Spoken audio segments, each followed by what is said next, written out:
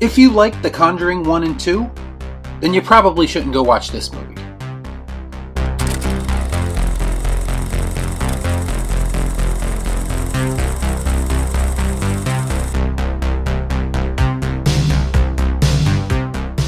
Before I get started, I'd like to kindly ask that you hit the like button, and please subscribe to the channel for more content just like this.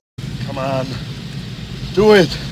Do it! The Conjuring The Devil Made Me Do It is the third entry in the Conjuring series, and it's the only one not to be directed by James Wan. And quite frankly, it shows. Have you ever been putting a puzzle together and then you get to the end and realize some of the pieces are missing? In a nutshell, that's basically The Conjuring 3. I'm not exactly sure how they went from two of the better horror movies to be made in the past few years to basically one of the worst horror movies they've made in the past few years. It's such a steep drop off in quality that I sat in the theater honestly just confused. Well, and bored, of course. This is whack! I can't get jiggy with this shit! What would you do if I told you there was a new Conjuring movie that wasn't scary at all? There was no tension, there was no atmosphere, there was no cool demonic villain that you're going to remember after you watch this movie. I mean, I get it, they were trying to do something new with this entry, right? Because a good portion of this movie leans into this legal investigation where Ed and Lorraine Warren are trying to prove to a jury that a person committed murder due to demonic possession. Now that could be a cool concept if it was in the right hands, but the version that we got is just a dull and forgettable experience.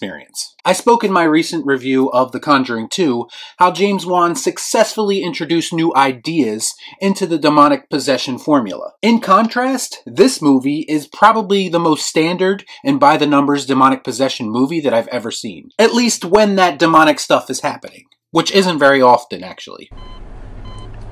But why? You get a lot of CGI body contortions and yellow demonic eyes, but it's nothing we haven't seen before in these types of movies. Another thing they try to do different but kind of fail at is the whole idea that they want to show us the reason for the demon existing and not necessarily the demon, which is honestly where a lot of my boredom set in. That witchcraft imagery has been done in another movie in this series and done a lot better. And more subtle. There's nothing subtle about this movie. They even try to have these nods to classic demon and ghost stories like The Shining and The Exorcist. But all those moments do is remind me that those movies are so much better than the one that I'm watching. So in that aspect, they just don't work. I'm not gonna hurt you.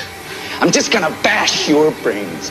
And then we have the characters of Ed and Lorraine Warren, who I've said many times are basically the anchor that holds these movies in place. They're the heart and soul of the Conjuring movies. And in this movie, I just didn't get that same feeling whenever they were on screen. Those characters felt underutilized and a lot less organic this time around. Maybe James Wan just understands those characters, so he was able to handle them in the previous movies much better. I'm not exaggerating, I actually cringed during one of the scenes at the end of this movie. I shit you not. Why, you ask? Because there was a scene in this movie that was very reminiscent of a scene from The Last Jedi. That should tell you all you need to know right there.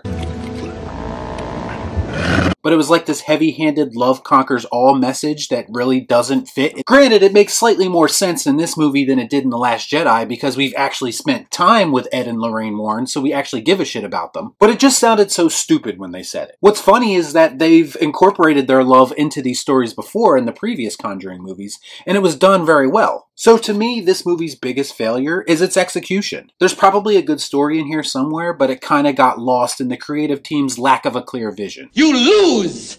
Good day, sir! There's many times where this movie just feels like it doesn't know what it wants to be. And I hate to keep bringing up James Wan, but he is clearly the reason why those two movies work so much better. I mean, he's that puzzle piece that is missing. And that's kind of why we got, in my opinion, a lazy sequel that's The Conjuring in name only. It's not scary, it's not disturbing, it's not memorable in any way. They've now turned The Conjuring into a run-of-the-mill horror franchise. That's why I'm going to give The Conjuring The Devil Made Me Do It the Angry Rocky.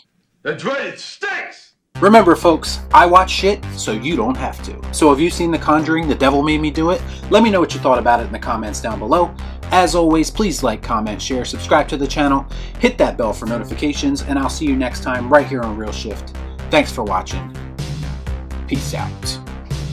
Jack, I didn't do a skit this time because this movie just killed all my creativity. You can't make an omelet without breaking some eggs. Y'all be cool. Shut up.